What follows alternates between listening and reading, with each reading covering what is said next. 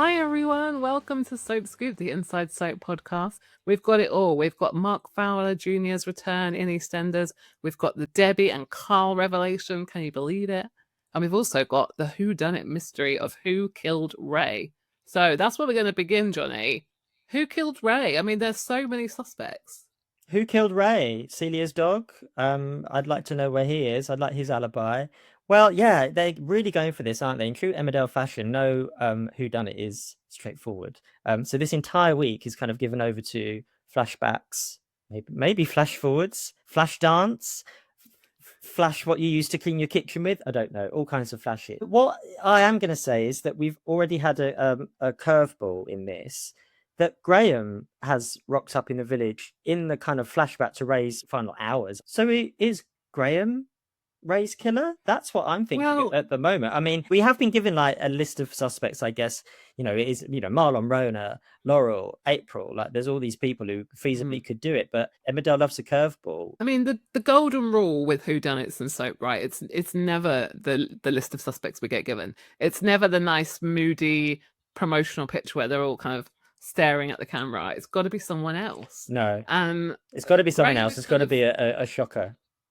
Graham was kind of the obvious suspect because he's appeared from nowhere. He's hooded. He's sneaking around corners, and a lot of people I've seen speculating him and Rhona obviously have got a long history together. That she's been making these secret phone calls. Is it Graham on the other end? We know he's like got an SAS background, so he has. Can I also just say, Chloe, are you saying that he's in your list of suspects because of his hooded garments? Yeah, you just said, well, he's wearing a hood. He could be a killer. Never trust a hood. I mean, have you seen The Traitors? It's hood season. It is, and the hooded claw for people who remember the villain from Penelope Pitstop. You're right. Okay, so we've established that the hood does incriminate him. But one thing I had to laugh at, okay, so Jay has almost stepped into detective mode because he's kind of gathered the suspects outside the. It's like Poirot. What's that? And I love the fact. He's sort of going through them one by one, going, it has to be one of you in the village. It's like, Jay, who are you to be leading this investigation? When did you join Hot and Please? And Jay's got like the dodgiest past out of anyone. When did he get all knives out? I have to always go against the curve because I love Jay. He's like, I just think he's such a. I mean, I love Jay, but he's not a copper, man. Oh, he's not. But I feel like he's dodgy enough to. He's been involved in enough kind of whodunits. I think he was one involved in the who bashed Kane over the head. I think he's probably been involved in various other ones. So I think Jay's probably quite good as a mystery solver. But I imagine he's the whodunit consultant. You know what I mean? Yeah. Like he comes in just to make sure that the whodunit is being executed properly with due diligence. Because yes, he has been in his fair share. I also thought it was a bit rich of him to sort of start shouting about drugs, seeing as he used to be a cocaine addict. But there we go. Yeah, mass hypocrisy. But that's Jay Sharma for you, and I do love it. But yeah, mass hypocrisy alert. He has got a vested interest, obviously, because Laurel was heavily involved and he's trying to protect her. I have to say, Charlotte Bellamy, who plays Laurel, was amazing in Monday's episode. So good. She's got a real tough job because obviously she's in love with this monster, basically, but she's seeing this nicer side to him. And I think Laurel is the audience, right? I think. Yeah, definitely. Laurel is our conscience of like, but Ray is a victim. But when did he cross over from proper victim to criminal? And there was that, some lines where she said, "You're not a child now. Yes, you went through this horrible thing, but when do you stop using that?" I guess, but that's unfair to say because Ray, and that was a Joe Absalom also amazing. When he talked about his, the death of his granddad, like it was really heart-tuggingly, awfully. Actually, really upset me. It was horrible, isn't it? It's so difficult with Ray because I think bow down to Joe Absalom who plays him because, that's the saddest thing for me in this whodunit because to me, Ray has been such an interesting character. I almost don't care who's killed him. I just miss him in a weird way because I don't know that I ever want him redeemed, but he's so interesting and it does so interesting. It makes you question it, doesn't it? It makes him, as you say, Laurel is the audience. Like we were all sitting there going, hang on a minute, maybe she should let him go. Like maybe he does see the error of his age. And then the other side of the audience was Nicola, like, you did what? You let him go, and he's going to go out there and groom more teenagers to deal drugs. Sorry, Laurel, but what planet are you on? So I guess you've got, the two camps. But yeah, Nicola did have a point, and kind of made me come back to my senses. Really, back round again. You understood why Laurel did it. Did you agree with it? Was it the right thing to do? But you did understand it. And also, Laurel has had her demons. Laurel is a recovering addict herself. She's lived a life. Life's not always simple and black and white. And it was really, really brilliant. And then Charlotte Bellamy did some chats with Inside Soap in the run up to this, and she said it was like a two-hander play, like a play for today, those scenes with Laurel and Ray. And it really was. It was really intense. Now, tonight's episode, I can kind of tease that it's less about Ray, and we've had a little snippet of Graham, and Tuesday's episode is going to kind of delve into Graham, why he's back, how he's back. I mean, that's the question on everyone's lips. How on earth is Graham back from the dead? And I will say that we do get lots of answers tonight. Yes, and that's what we're all wanting since Corriedale, since we all, dropped our last mince pie from the dregs of Christmas. Yeah, answers, please. And yeah, we are going to get some. And it's going to be, I hope, as suitably nuts and bonkers as the concept of Graham as a character always was, because he was always so heightened and so like crackers, but so entertaining. But how will that merge in with this storyline? How will that merge in with what is happening with Graham, this murder? Did Graham do it? Is Graham involved? I'm not the biggest Graham fan, but I'm ready to be swayed otherwise, because I know there are, we've had so many comments from people who are incredibly excited about Graham's return. So I am looking forward big to seeing news. him back. But what I will say is that we've covered kind of a couple of suspects there, but we want to hear from you. Who are your suspects? Who do you think is most likely to have killed Ray? Because on Thursday, we're going to get the answer, and we are going to do a special reaction to the episode where we find out who Ray's killer is, or killers. We don't know whether it's one person, multiple people. Is it going to be a bit like, Agatha Christie? They're all going to have a bash on his head and then he's going to drop down dead. Who knows? But I want to hear your theories, and we're going to read out some of the best ones. And we haven't covered even some of them. We've got Ross with the gun, we've got Marlon kind of questioning Ross, we've got April, we've got Dylan, we've got Paddy, there's so many people. But this is why I've said to you before, Whodunnits are not my favorite, because there's lots of people in that lineup that I'm like, would never ever commit a murder in my mind. Laurel, she's never going to murder, is she? But I do love seeing kind of what they're hiding and what they're what they're being sneaky over. I love the fact that it's people like Laurel pushed into areas that you never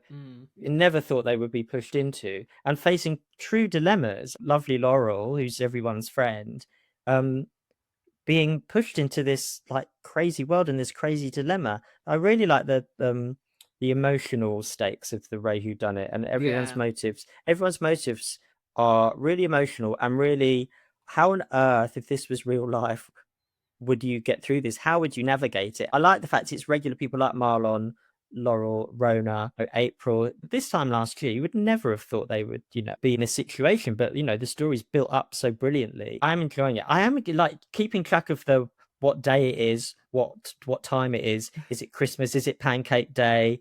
Is it Halloween? I don't know. I do need to kind of keep my head in the game, because it's quite fast moving and it's a bit complicated, but I guess it needs to be. So yeah, I don't know. How do you feel about the timey-wimey? Well, after Corriedale, January the 2nd or 3rd seemed to go on for about 5 days. And I know that I think there was on, I think it might be the Digital Spy Forum, someone was tracking what day of the week it was in Emmerdale, because a lot of the characters were wearing the same clothes. And I kept thinking, someone needs to have a shower, because they've been in these clothes for about 6 episodes. And they've been in that hospital. Yes, really. And really smelly. Really caught up in obviously kidnap and jeopardy, and I also was sweating, I imagine. So showers were needed. I definitely think that. We'd like your comments on sweaty soap characters, viewers and readers. Exactly. Thank you. Smell-o-vision. Let's hope not. Anyway. Well, they need a bar of soap to clean themselves after being in January the 2nd for 3 weeks. Well, I know. And well, as we're on the subject of Corriedale, as we mentioned at the end of last year, we're going to be reading out a lot more of your comments and kind of picking our favourite. And one of our favourites this time was from Brenda, who said how much she loved Corriedale and how amazing she thought it was and how she would love another one. So, Johnny, what are your thoughts? Would you like to see another crossover? Would you like it to be as stuntastic as the last one, or would you like to see, I don't know, Emmerdale characters going on a coach trip to Manchester? What are your thoughts? Yeah, I'd like that actually. I think we've done the stunt thing, and that was one way to do it. That was the right way to do it, I think. But yeah, next time I'd like it a bit more low key, and I would like there's two pairings I'd like to see more of: Charity and Shona, who really hit it off. As the mums to be in. Charity was very like supportive with Shona when she started going into labour, and David claps. I thought their friendship would be really interesting. And Tim and Chaz, I just loved. I think I said it on when we did our podcast. Tim and Chaz just seemed like a really fun pairing. I would like Tim to say to Sally, "Oh, by the way, I've invited a mate round for dinner. You don't mind, do you?" Oh, so yeah, it was that crash. We got chatting, and we were like bonded through the being caught up in the crash. Her name's Chastity. She lives somewhere near Houghton, which is a made up town. The plane crash, yeah. Yeah, plane. Oh, that plane crash. And Sally, the mortification on Sally's face if Chaz like rocked up one of the Dingles to come to tea at the Metcalfes, which is like Buckingham Palace. She'd be horrified, and I think that would be really fun just for Chaz. And maybe Liam. I think Liam and Sally would get on. Liam's a bit more high end, isn't he? A bit more aspirational. I think he'd love her island in the kitchen and her chimenea and she'd be like, "Oh, it's the La Court range, my sofa. Do you like it? Oh, and you're a doctor. Oh, isn't that lovely?" And Chaz would be getting drunk with Tim, burping. 100%. Yeah. So I would like I'd like people to visit. I'd like Chaz and Tim to visit, to go round for tea at the Metcalfes, and Charity and Shona, maybe to meet somewhere in town, or have a little meet in the middle. Well, actually, no, meeting in the middle didn't work out last time so well, did it? Because everyone kind of got blown up. Canal Street, something like that. Go to Canal Street or something. Go to Canal Street. Every time we have an right there, it's always great. It's always good when they go on location. Yeah. So that would be really good fun. I'd love another crossover. I feel like maybe it would be in danger of being, like I said, a bit too kind of feel like a charity episode. But the crossover has been so successful, and there's been so much press and media attention. The ratings were really good, and I think everyone really enjoyed it. So maybe they'd be tempted to do another one. I know they've said no, but maybe they would. Yeah, don't rule it out. It was a great launch pad, obviously, for like returning characters like Graham, and this is going to become a Graham podcast at this rate. But just to go back onto Graham for a second, one person. Shall we? We haven't talked about him enough. One person that's been on the hunt for him has been Joe. He had a moment where he was like, "Oh, I think I saw him at the hospital," and Dawn thinks he's going crazy. He must have rewound ITVX and seen that scene and like zoomed in and paused it. Like, hang on a minute. I recognise that man in the hood. Like everyone was doing, rewatching Corrie for all the things they missed last time. Yeah, Joe did that one evening, I think. Yeah. Joe's been on the hunt, and the reason I wanted to bring Joe up is because there's a really fun link with Joe to EastEnders, because we've got a returning character in EastEnders coming up in the magazine this week, which is Mark Fowler Jr. Now, very eagle-eyed viewers will know that once upon a time, Mark Fowler Jr. was played by Ned Porteous, who is Joe Tate in Emmerdale. So we've had a recast. We've got a brand new Mark Jr. What do you feel about him, Johnny? Well, he's making his mark. Ha ha ha ha ha. Yeah. So Ned Porteous did this just before Emmerdale, I believe. It was a few years. Yeah. I want to say it's about 10 years ago now, maybe. I think it was 2016, maybe. Yeah, so 10 years ago. It's 10 years, and so he was Mark Fowler Jr. before he was Joe, because I remember when he came in and we were like, "Oh, it's Mark from EastEnders." Well, we'll never see Mark Fowler Jr. again, then, will we?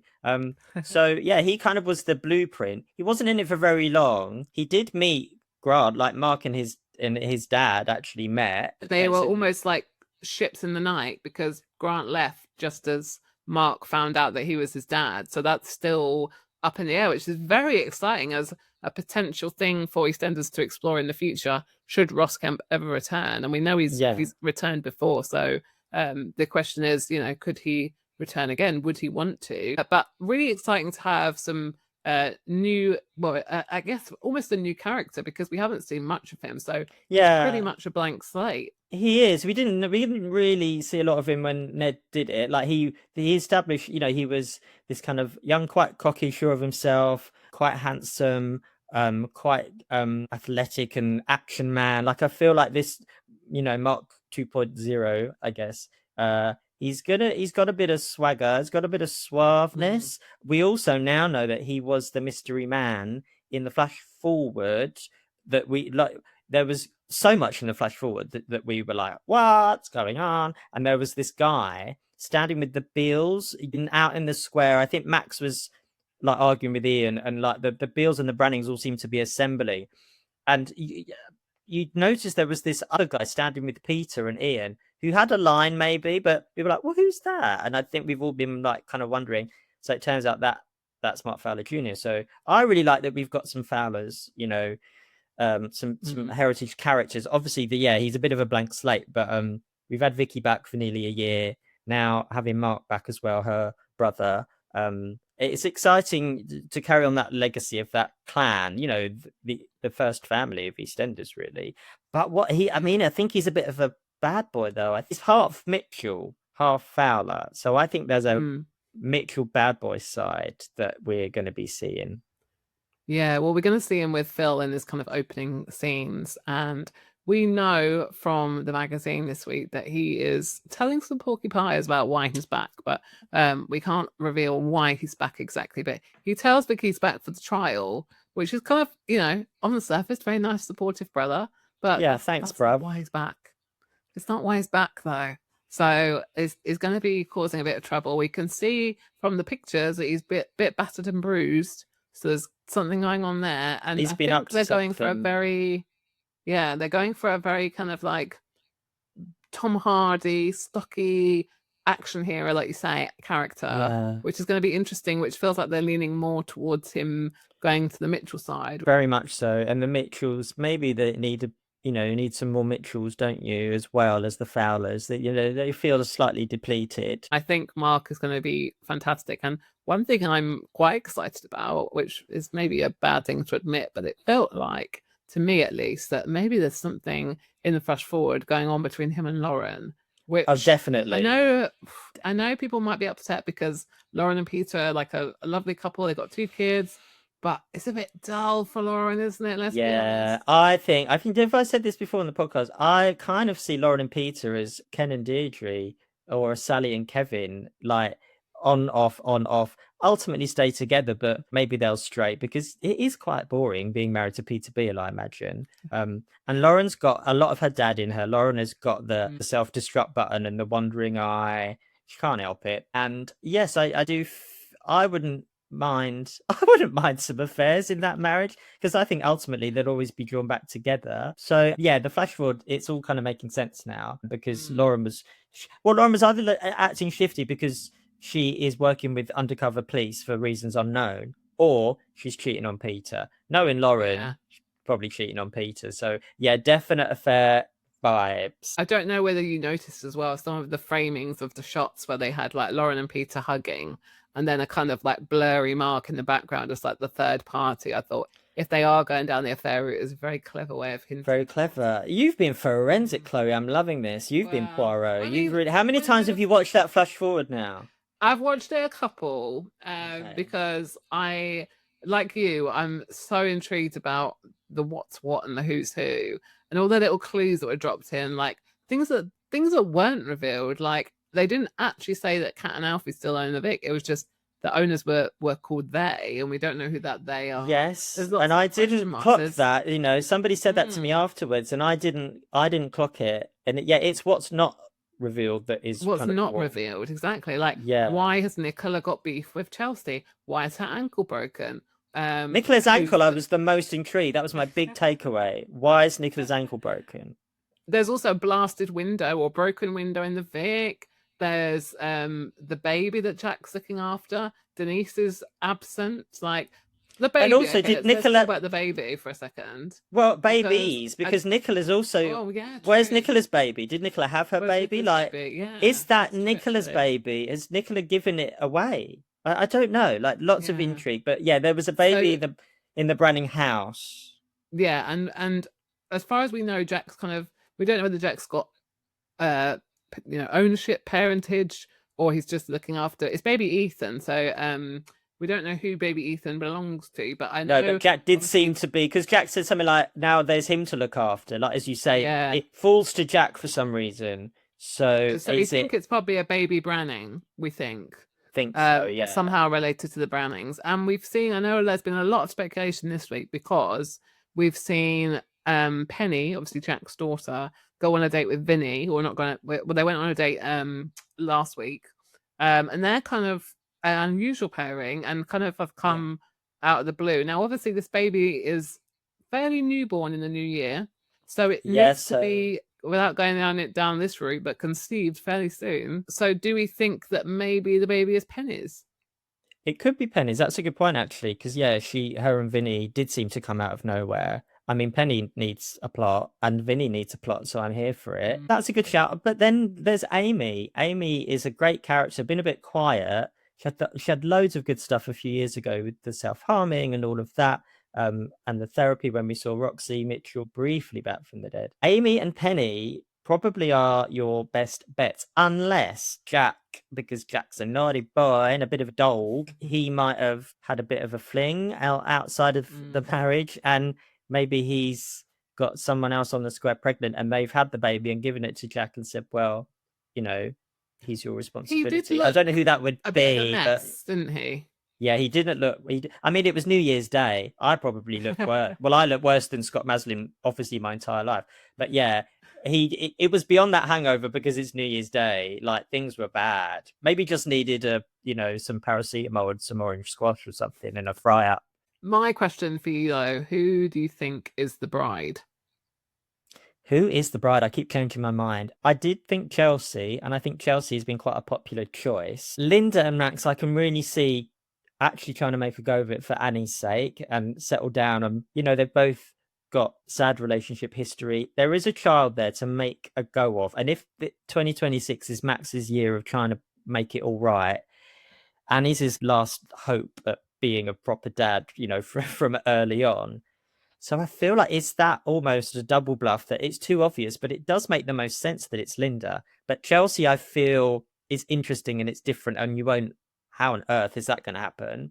But then Cindy, I feel like Cindy and Max is a brilliant pairing, but I wonder whether Cindy and Max are going to be more, I don't know, schemy than saucy. I don't know. So Chelsea or Linda? I don't know. Or B? A bit obsessed with B. I feel like B is the hit woman. B is the kidnapper. B is the mistress. B is the bride. B owns the Vic. B gave Nicola a broken ankle. I feel like she's got a part to play in this, all of these things going on. B is a great new character. She's so mischievous, and I just love all of her crazy stories and her just quirkiness. I think she's great. What's your bride theory then? I've given you mine. Well, it's tricky, isn't it? Because from the episode, I kind of felt like it could be Denise. Because number one, we didn't see her. She was the least, actually. I have to say, she was my least obvious choice. So why do you think Denise? But because, why is Libby there? Why is she randomly in the square? Like, what? If it's not a wedding that involves one of her family members, why is she bothering? It still could be Chelsea if Libby's there. It could be Chelsea, you're right. Chelsea did kind of say she fancied Max, which was a bit of left field. Jack just at such a state, but then I suppose would Jack be helping Max if he was marrying Denise? Plus, I feel like we've got to get to the point that Jack and Denise's marriage is done and Max has moved in with Denise in that length of time. Like it's a that's quite a lot to get to. Yeah. So but Max is a fast mover, so it could happen. That's true. Denise could get really fed up with Jack. Yeah, I just don't see it from Denise, and I feel like they got the popular vote in the Denise pick who do you choose vote. I think that'd be a bit harsh to break them up. Do you know what I every time I watch Max, I sympathise with every woman that has ever been charmed by him, because I just find him such a charming, irresistible character. And every time he's sort of like, oh, I'm trying my best for my kids, I am a little bit like, oh. Do you believe it? Oh my God. Breaking news, people. Chloe Timms is the bride. Mrs. Max Timms Branham. I just Well, love oh him. my I don't gosh, know. you heard it here first. Like, congratulations for a year's time. Thanks. Yeah, no, 2027. Woohoo. No, I really do am charmed. And so every Oh, time I we go all to are. see Like, I Linda, feel sorry for Max, and I feel, yeah, it's just Jake's performance is just so so layered and good. nuanced, and Yeah. he knows how to turn on that feel sorry for me, please, and Mm. yeah, it works, doesn't it? And I have to say I'm kind of rooting for him and Linda. There's something about them. I like They were that. just I like that in a they've. place that I feel like they need each other. I don't know. There's just something I about the three totally of them. agree. Totally agree. And I think that they've got a bit of history. And like I said, Annie Mm, in the mix is she'll have a dad, Mick's gone, and she can never get over that. And but there'll be a dad in her life. Linda lost her own dad quite young. It all goes back mm, to that. If there's an opportunity, if she can believe Max that he is trying to, be a better man and a better parent, and then Max desperately wants to get it right, 98th time lucky with his children. Keep her off the roof of the Vic. That's all I'll say. I think it would be nice for them to get some, some second chance kind of vibes for that mm. relationship. And they've got great Yeah. chemistry. They've got such good chemistry, Yeah, Kelly and such Jay. good. But I think Max has chemistry with everyone. That's the thing. You mentioned Max and Cindy, although I don't think she'll be the bride, but I love them together. Christoph Oh, was I love. incredible, like the whole reveal at the christening, and they're so fiery. I think they are almost like the other side of the same coin. Like they're really similar. And I think that's what, and also their families would absolutely hate it so I much. love it. I That love kind of it. And makes me want it. the minute they said Max was coming back, like last summer, before we saw him, and they did the press release and stuff, we were all like, oh, Max and Cindy together at last. We all just thought that's got to happen, because he is also the latter day David Wicks. He is a bit of her type, isn't he? Like, he really is along those lines of that character, that kind of suave man in a suit, charming all the ladies, but he's an absolute car crash of a man. That's Cindy's absolute heaven. And they're manipulative, they're kind of scheming, but you do feel sorry for them. I love Cindy. I really have always sympathized with Cindy, and I think Absolutely. they're very similar, and that's fun. But also, everything's off limits. They would do anything. But I do believe now in this, like later on in their lives, they are about family, like any good EastEnders patriarch or matriarch. I do believe their motivation is to keep the family together, but they look at the awful thing they're prepared to do. That's Peggy Mitchell, that's Pauline Fowler, that's Zainab Masood, that's all these people who have done really shady things in the name of the family. So I feel like, yes, that together is really gold.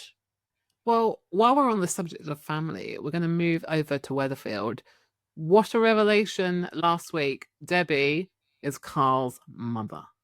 I know. And I mean, I'm usually pretty good at guessing secret, long lost mothers, fathers, daughters, brothers, whatever. It's a bit of a superpower of mine. If a new character comes in, or, there's a hint of like, oh, is that really their sister, or is it their mother? I'm very tuned to it. But this actually, I didn't spot. I mean, these characters have been in the show or mentioned in the show for decades. Like, we've always known Carl Webster exists. Debbie Webster was off the show for many, many years.